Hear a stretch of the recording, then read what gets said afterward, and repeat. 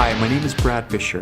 I began my personal journey towards financial freedom at the age of 16 because I was tired of seeing the average person struggle financially, getting consistently beat up by various creditors, living paycheck to paycheck, and if they're lucky, retiring before the age of 60. Personally, I was done living in an atmosphere at home where it seemed that everything we did was dictated by money. If we had enough and if we could afford it. See, money seemed to always be the underlying issue for nearly everything.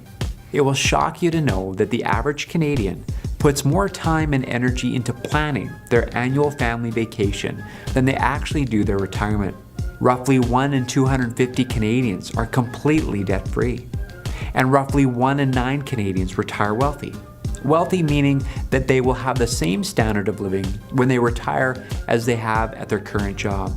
It may shock you to know that the average Canadian works for the government until June of the calendar year before they actually begin working for themselves, and that banks work very, very hard to entice and enslave people into more and more debt, which makes it very easy for families to chain themselves up into debt so high that they end up becoming slaves to the banks. This prevents them from the freedom that they are entitled to live. It is very obvious that those who borrow become a slave to the lender. Let me provide you with a great example of this.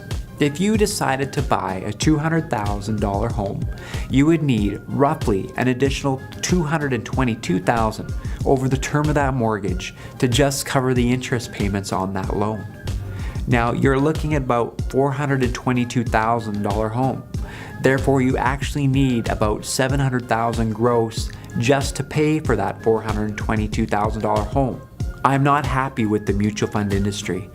As the mutual fund companies and the brokers that sold these funds, they seem to be the only ones profiting when the market crashes. Well, people lose a good sizable portion of their retirement.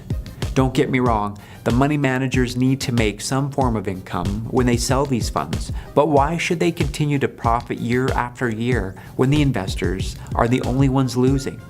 I invested in my first piece of real estate at the age of 17 and achieved financial freedom by 25. I committed myself to studying the financial strategies and secrets used by the ultra-wealthy ever since so that I could share them with others. These strategies are not something that should be kept quiet or held in secret, but rather revealed to the world. Financial strategies of the ultra-wealthy are not taught in schools, and they should be. You can't easily buy this type of education. It must be learned, and it must be taught from the people that have been there. From what I've learned, I would not feel right keeping this to myself. I feel such an urgency to get this message out to the general public as quickly as possible. I created this website and various videos and tools to better educate people just like you so that you can learn to take your finances into your own hands. It's time to stop relying on the mutual fund companies and advisors, banks, and the government for retirement, which are definitely not strategies of the ultra-rich. In fact, they're far from it.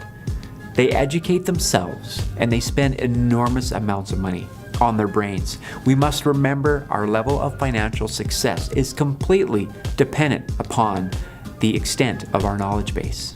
I trust that this website will assist in preparing you during your journey towards financial freedom. Please don't forget to share this website and videos with everyone you know, as people must begin to prepare and educate for an extremely prosperous season.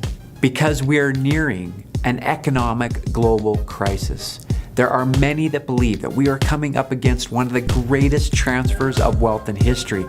Together, let's begin this journey. Thank you.